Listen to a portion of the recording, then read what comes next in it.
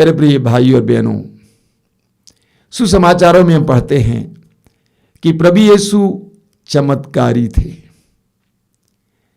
प्रभु यीशु चारों ओर घूम घूम कर पवित्र आत्मा के सामर्थ्य से चमत्कार और चिन्ह प्रकट करते थे। योहन के सुसमाचार के अनुसार प्रभु यीशु का पहला चमत्कार योहन अध्याय 2 में हम पढ़ते हैं, काना नामक नगर में एक परिवार में हुआ था, वो भी एक विवाह के प्रसंग में। काना नगर के विवाह के प्रसंग में प्रभु यीशु ने योहन के सुसमाचार के अनुसार पहला चमत्कार किया और उस परिवार की इज्जत को बचा लिया। एक जबरदस्त प्रतीक है। प्रभु यीशु परिवारों में जाया करते थे, घरों में जाया करते थे, लोगों को सुसमाचार सुनाया करते थे, मुक्ति का एहसास किया करते थे।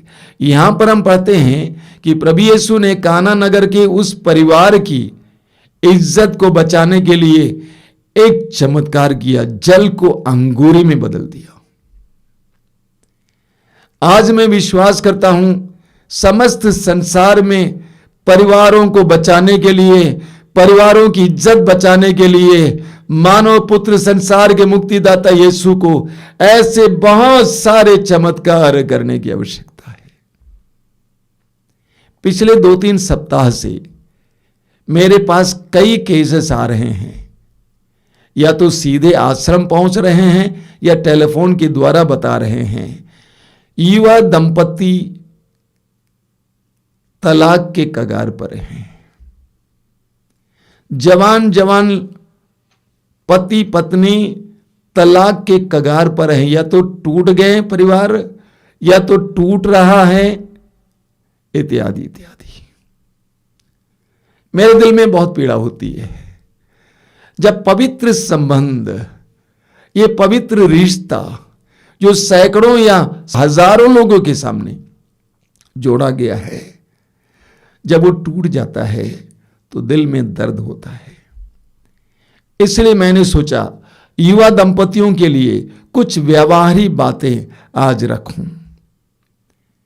7 बातें मैं आपके सामने रखना चाहता हूं, पूरी तरह से व्यवहारिक हैं।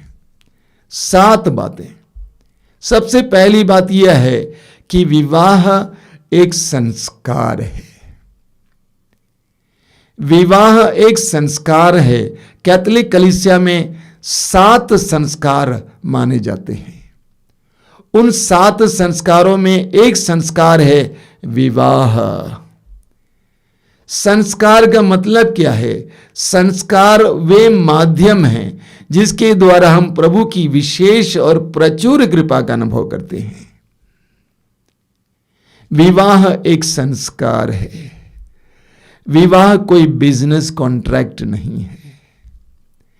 विवाह कोई पार्ट टाइम कमिटमेंट नहीं है। विवाह एक आजीवन समर्पण है।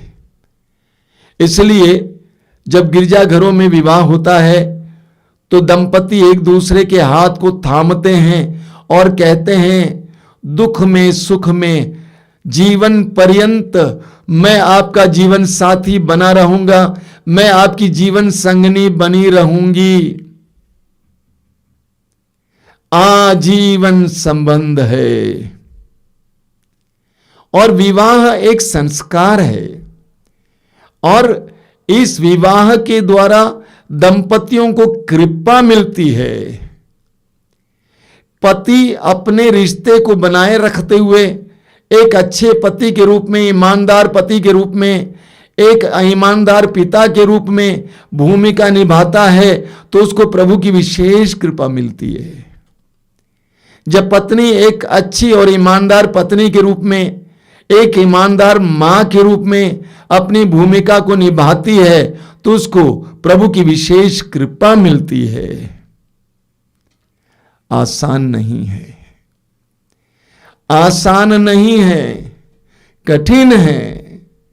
पति की कमजोरियों को झेलना, जीवन भर झेलना कठिन है। पत्नी की कमजोरियों को जीवन भर झेलना कठिन है। एक दूसरे की कमियों को नजरअंदाज करना कठिन है। लेकिन इस बात को जानिए, जहां ज्यादा कठिनाई वहां ज्यादा प्रतिफल। जहां ज्यादा कठिनाई वहां ज्यादा प्रतिफल होता है। पारिवारिक जीवन जीना, दाम्पत्य जीवन जीना ईमानदारी के साथ बहुत कठिन है, विशेष करके आज के जमाने में। और जितनी कठिनाई, मैंने कहा, उतना प्रतिफल। उस जीवन को जीते हुए आप कृपा को बटोर सकते हैं। प्रभु ने हमें परिवार छोड़ के जाने को नहीं सिखाया है। प्रभु ने हमें जंगल जाने को नहीं सिखाया है। मैंने देखा कई मसीही लोग भी अपने पारिवारिक जिम्मेदारियों को छोड़कर सुसमाचार के प्रचार प्रसार में लग जाते हैं, सामाजिक सेवा में लग जाते हैं। ये सरासर गलत है। ऐसे लोगों के लिए संत पौलुस तिमोथी के पहले पत्र के अध्याय 8 में कहते हैं, जो अपने संबंधियों की, विशेषकर अपने निजी परिवार की देखरेख नहीं करता, वह विश्वास को त्याग चुका और अविश्वासी से भी बुरा है। देखिए कितनी गहरी बात है।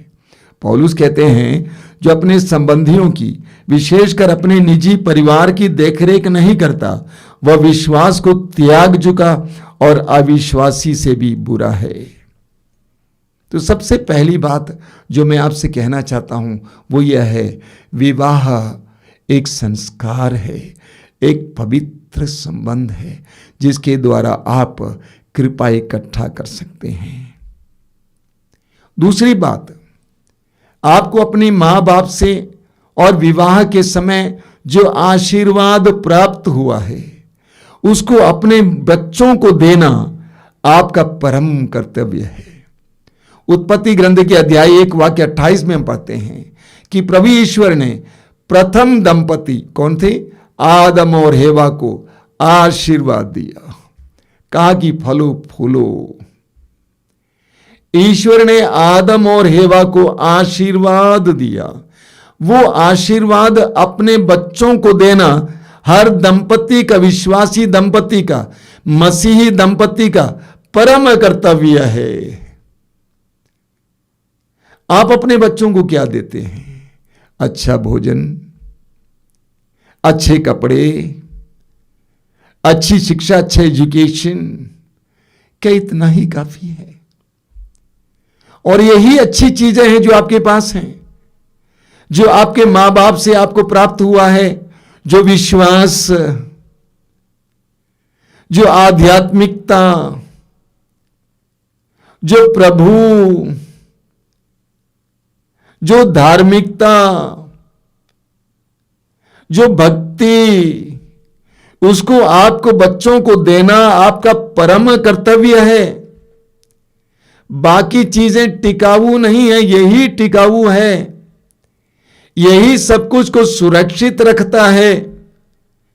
मां बाप से प्राप्त और विवाह से प्राप्त उस आशीर्वाद को, उस भक्ति को, उस विश्वास को, उस धार्मिकता को, उस आध्यात्मिकता को अपने बच्चों को देना आपका परम कर्तव्य है।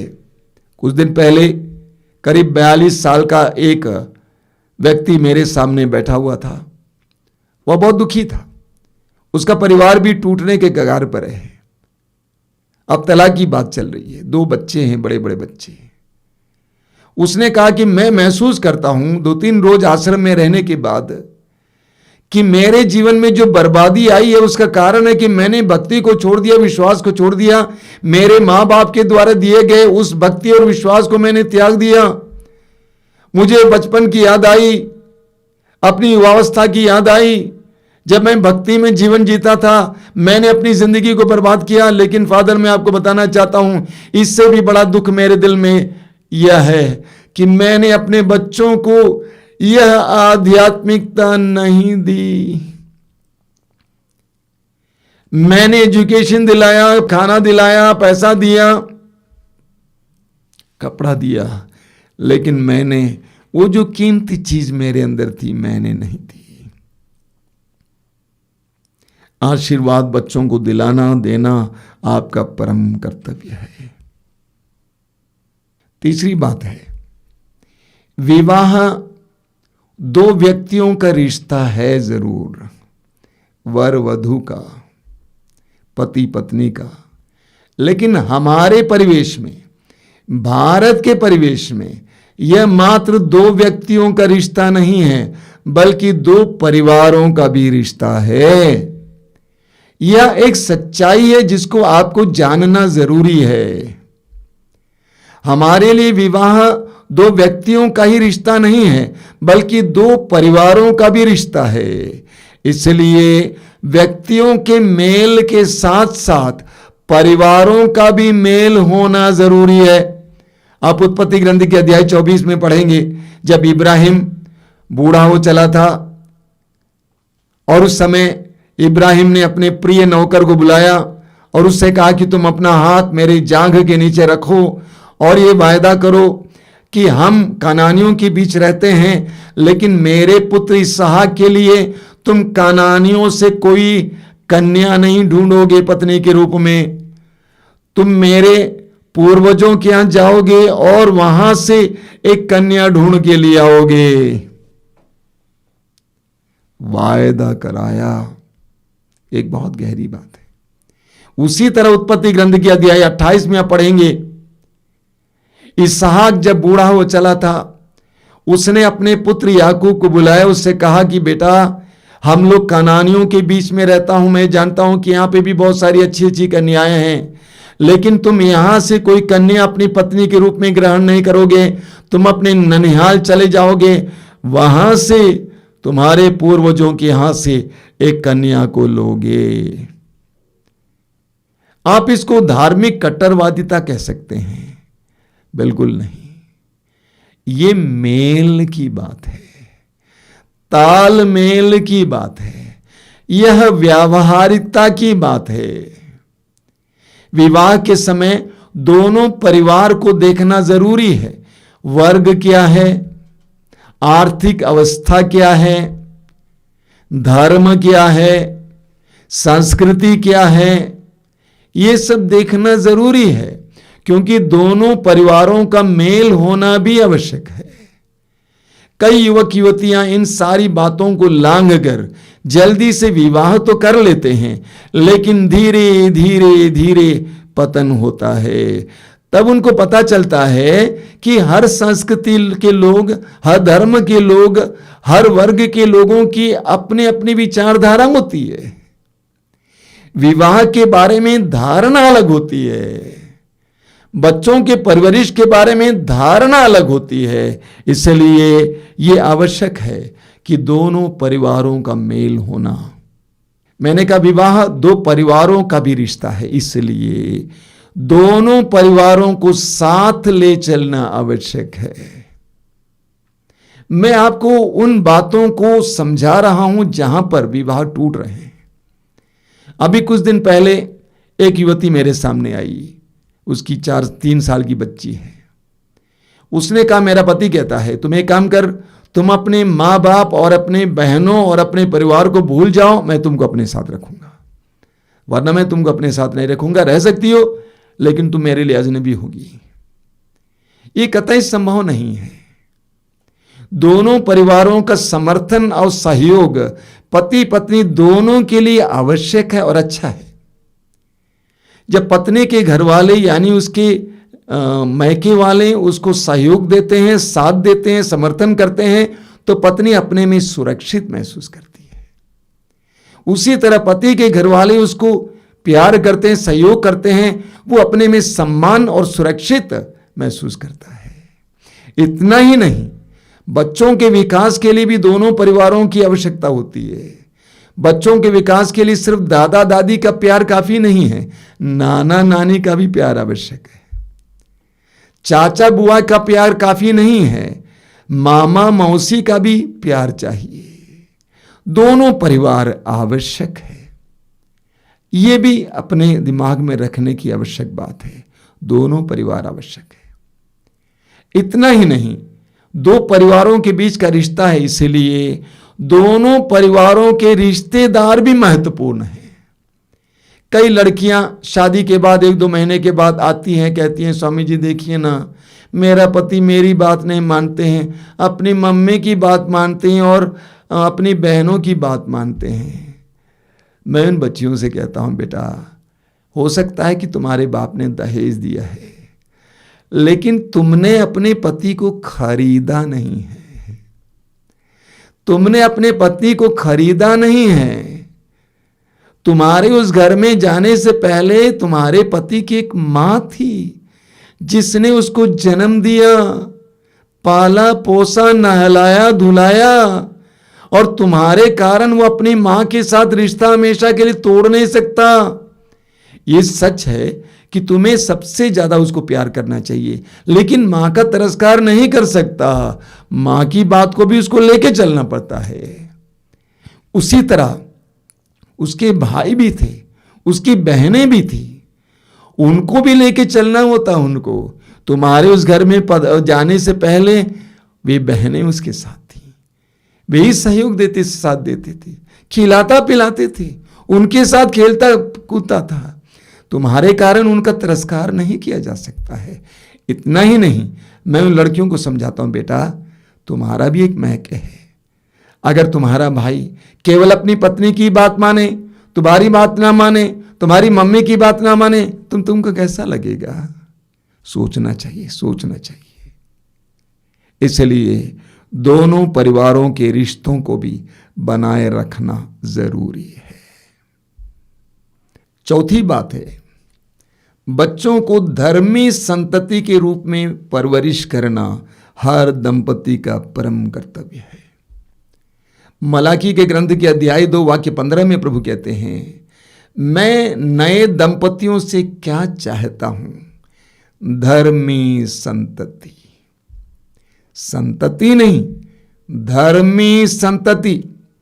एक विश्वासी के बच्चे को, एक मसीही के बच्चे को धर्मी संतति होना है। बच्चों को धर्मी संतति के रूप में बढ़ाना हर माँ बाप का कर्तव्य है। आप पढ़ेंगे, बहुत जबरदस्त वचन है प्रवक्ता ग्रंथ के अध्याय 16 में। प्रवक्ता ग्रंथ अध्याय 16 वाक्य 1 से 4 तक मैं आपके लिए पढ़ के सुनाना चाहता हूं।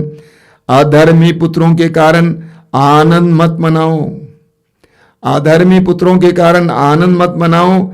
यदि वे ईश्वर पर श्रद्धा नहीं रखते तो उनकी बढ़ती संख्या पर प्रसन्न मत हो। उनकी लंबी आयु का भरोसा मत करो और उनकी संख्या पर निर्भर मत रहो। 1000 अधर्मी पुत्रों की अपेक्षा एक भक्त पुत्र अच्छा है। अधर्मी पुत्रों की अपेक्षा निसंतान मरना अच्छा है। हर विश्वासी, हर मसीही दंपति को इस बात का ख्याल करना है। हमारे बच्चों को ईश्वर के भय में बढ़ाना आवश्यक है। जानते हैं, मैंने देखा है कई माताएं, पिता गिरजाघर आते हैं, आश्रम आते हैं, साधना केंद्र जाते हैं, प्रार्थना में बैठते हैं, बच्चों को बाहर खेलने देते हैं। बोलते हैं बच्चे बहुत डिस्टर्ब करते हैं, उनको बाहर छोड़ देते हैं। बिल्कुल नहीं। एक सत्य को जानिए, बचपन वो समय है जब बच्चा ग्रहण करता है। बचपन वो समय है जब बच्चा सीखता है। वह रोपाई का समय है। ये मत बोलिए बड़ा होने पर सीख जाएगा, बिल्कुल नहीं। वह रोपाई का समय है। मेरी एक बेटी अब गर्भवती है, 8वां महीना है। मैं कुछ महीनों से उस बेटी से कहता हूं, बेटा तुम अपने पेट पर हाथ रखना और प्रभु का वचन दोहराना, तुम प्रभु की स्तुति करना। बचपन से लेकर बाल्य अवस्था से लेकर बच्चा सीखता है। एक छोटा सा उदाहरण, व्यावहारिक उदाहरण देता हूं। आपने देखा फर्श बनती है, फर्श बनती है तो सीमेंट लगाया जाता है। जब सीमेंट लगाया जाता है उस समय आपको जो करना है सो करना है। एक बार सीमेंट सूख जाएगा तो उस पर कुछ नहीं किया जा सकता है। बाल्य अवस्था सिखाने का समय, सीखने का समय। 1.5 साल 2 साल में बच्चों को प्रभु के बारे में बताना, प्रार्थना सिखाना। आप जानते हैं राम भाई को हमारी टीम में काम करते हैं, उनकी बच्ची, छोटी बच्ची हो सकता है 3 साढ़े 3 साल की होगी, जब भी वो फोन करते हैं बच्ची से बोलती हैं वचन सुनाओ स्वामी जी को, वचन सुनाओ। बच्ची 3-4 वचन सुनाते हैं। एक बार बच्ची ने कहा कि मुझे प्रभु के 7 वचन याद है, क्रूस पर से प्रभु यीशु 7 वचन जो बोले। रोपने का समय है, रोपने का समय है। आप जो रोपेंगे वही आप काटेंगे।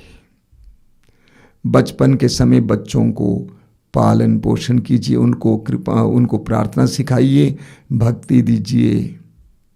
साथ ही साथ बच्चों के परवरिश के बारे में एक और बात मैं आपको बताना चाहता हूं। उम्र के अनुसार परवरिश होनी चाहिए। आपको मैं कई बार बोल चुका हूं, जन्म से लेकर 3 साल की उम्र तक उस बच्चे को एक राजा और रानी के रूप में पालना चाहिए।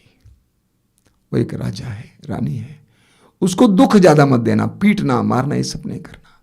लेकिन 3 साल के बाद छड़ी का इस्तेमाल होना चाहिए, सिखाना चाहिए, दुख सहने देना चाहिए, ज्यादा नहीं, थोड़ा सा। 4 साल के बाद उसको नौकर की तरह रखना चाहिए, ऐसे बताया जाता है, साइकोलॉजिस्ट बताते हैं। सिखाना चाहिए। तीसरी बात, बच्चों के परवरिश के बारे में, कम से कम 2 बच्चे होने चाहिए। सरकार कुछ भी कहे, that is a different thing. मानव विकास की आवश्यकता को लेते हुए मैं कहता हूं कम से कम 2 बच्चे होने चाहिए। 3 साल पहले बहुत दूर से राजस्थान से एक मसीही परिवार आश्रम आया था, काफी बड़ी समस्या लेके। एक दंपति हैं, दोनों काम करते हैं और उनका एक का ही बेटा है, बेटा बेटी दोनों मिला के एक ही बेटा।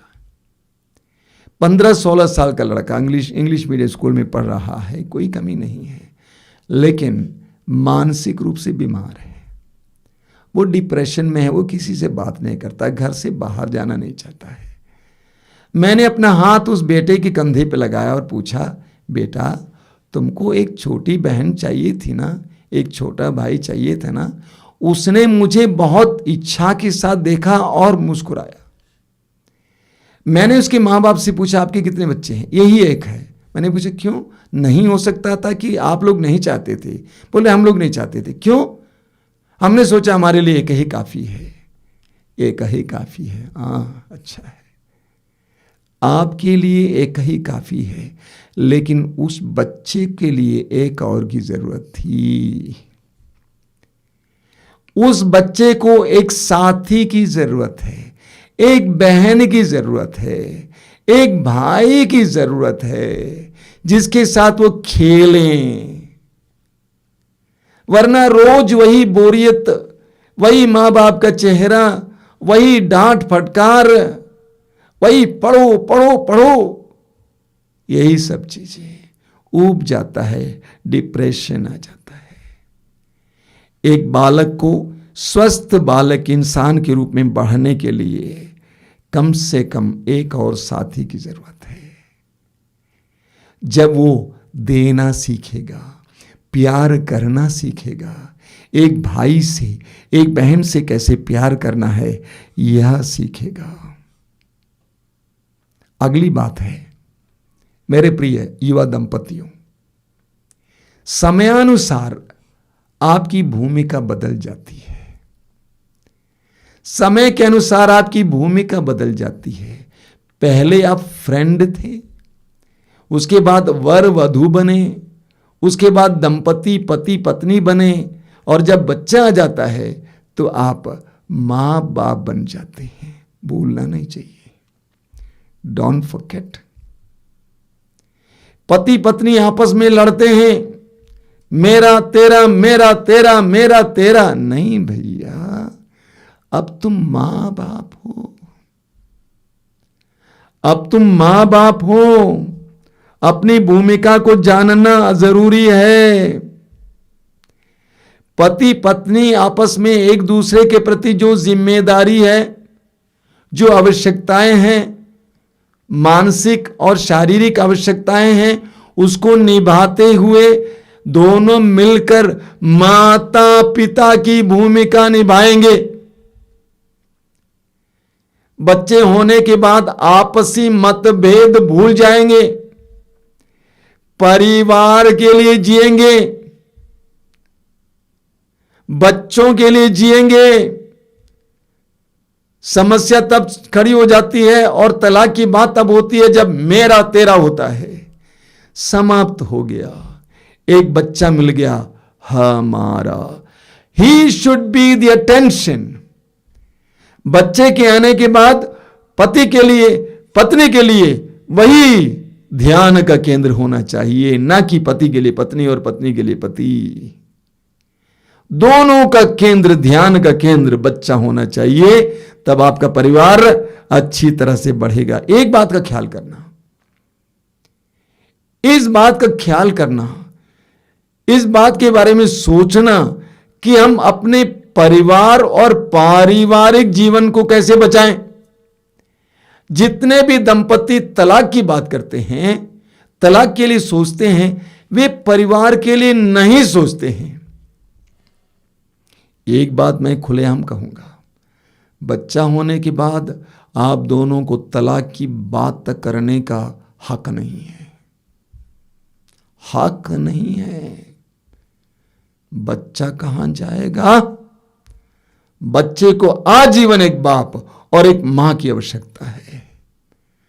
बच्चा होने के बाद तलाक की बात सोचना ही अपराध है।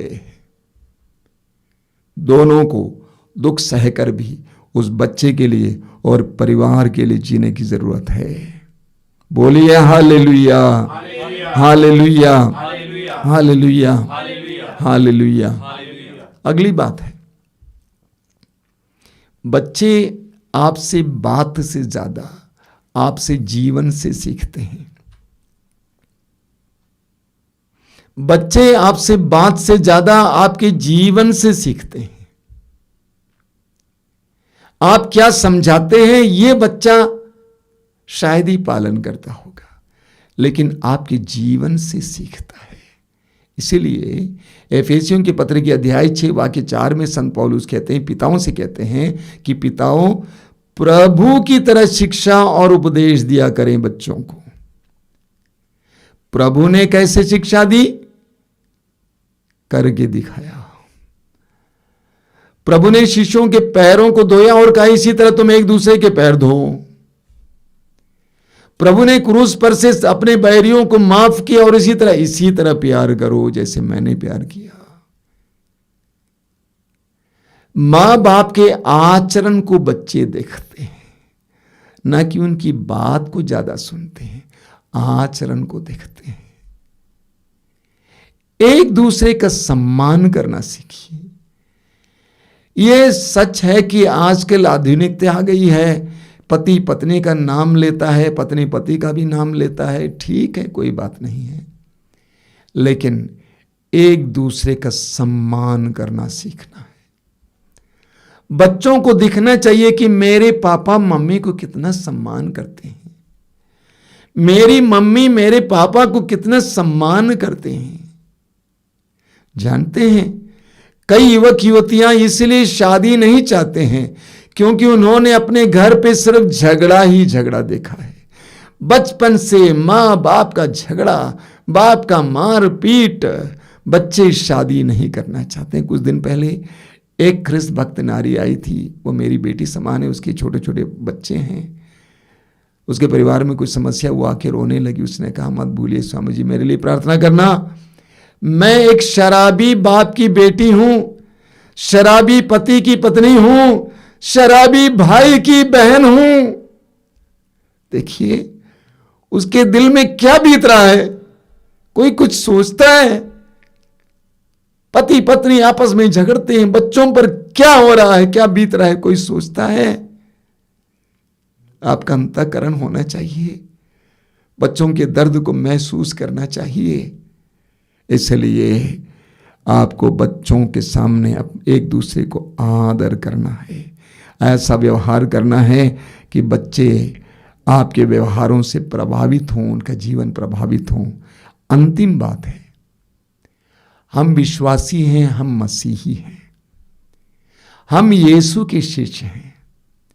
यीशु ने अपने जीवन के द्वारा हमें दिखाया इंसान हो तो ऐसा। यीशु ने क्रूस पर अपने आप को अर्पित करके एक दूसरों के लिए जीवन जी के हमें सिखाया, इसी तरह तुम्हें भी जीवन जीना है। हमारे परिवारों में हमारे बच्चों की परवरिश ऐसी होनी चाहिए कि बच्चे अलग समाज से अलग स्वार्थी होकर ना पलें, बल्कि बच्चे सामाजिक होकर पलें, दूसरों के दुख दर्द में साथ देने वाले बनकर पलें। अगर आपने अपने बच्चों को इस तरह बढ़ाया नहीं है, उनका विकास इस तरह नहीं कराया है, तो आपने एक विश्वासी और एक मसीही के रूप में अपनी भूमिका नहीं निभाई है।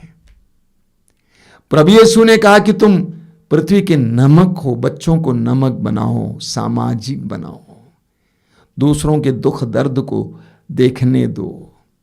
मेरा एक रिश्तेदार है, जब उसके 2 बच्चे थे, एक बेटा बेटी, थोड़ा पैसा वाला है, क्या करता था, बच्चों को लेकर अनाथालय जाता था, रविवार को कुछ देता था, उनके साथ खेलता था। उसने मुझसे कहा, मैं अपने बच्चों को सिखा रहा हूं कि उनको समाज में उतरना है। जो विश्वासी का बच्चा, जो मसीही का बच्चा समाज में उतरने को तैयार नहीं है, समाज के बारे में नहीं सोचता है, कलीसिया के बारे में नहीं सोचता है, वो विश्वासी बच्चा नहीं है, वो मसीही बच्चा नहीं है। बच्चों को सामाजिकता में बढ़ाना, साथ साथ पूरा परिवार एक साथ सामाजिक बने, स्वार्थी ना बने। Then you are not a Christian, you are not a believer. स्वार्थी यीशु का शिष्य हो ही नहीं सकता है, कैसे हो सकता है? इसलिए पूरा परिवार समाज की ओर उन्मुख होना चाहिए, देश की ओर, समाज की ओर, कलीसिया की ओर सामाजिक होना चाहिए। मैंने आपके सामने 7 बातें रखी हैं और मैं सोचता हूं इन बातों पर आप जरूर गौर करेंगे। बोलिए हालेलुया, हालेलुया, हालेलुया, हालेलुया। आइए हम प्रार्थना करें। अपने लिए प्रार्थना कीजिए और दूसरों के लिए भी प्रार्थना कीजिए। आज संसार भर के सभी दंपतियों के लिए हम प्रार्थना करें, युवा दंपतियों के लिए विशेष करके। वे प्रभु के इन पवित्र वचनों को सुने, वे प्रभु के इन पवित्र वचनों को सुने और अपने वैवाहिक जीवन को, अपने पारिवारिक जीवन को एक संस्कार के रूप में, कृपा के माध्यम के रूप में जी सके। प्रभु यीशु धन्यवाद देते हैं तेरे इन पवित्र वचनों के लिए, धन्यवाद देते हैं तेरी इन प्रेरणाओं के लिए। तूने कहा ईश्वर ने जोड़ा है, जिसे ईश्वर ने जोड़ा उसे मनुष्य अलग ना करे, किसी को भी अलग ना करने दे यीशु। परिवार की पवित्रता को जानने के लिए कृपा दीजिए, पारिवारिक जीवन की पवित्रता को जानने के लिए कृपा दीजिए, दाम्पत्य जीवन के महत्व को जानने के लिए कृपा दीजिए। यह पवित्र रिश्ता है, पवित्र संबंध है, इसको जानने के लिए कृपा दीजिए। एक संस्कार है, कृपा का माध्यम है, इसको जानने के लिए कृपा दीजिए। धन्यवाद यीशु, धन्यवाद। तेरी स्तुति, तेरी आराधना, तेरी महिमा।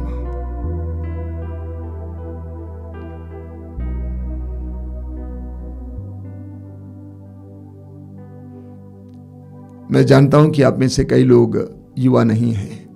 आपसे अनुरोध करूंगा, इस कार्यक्रम को अधिक से अधिक आपके जान पहचान के युवा दंपति मित्रों या बच्चों को दें, उसका शेयर करें।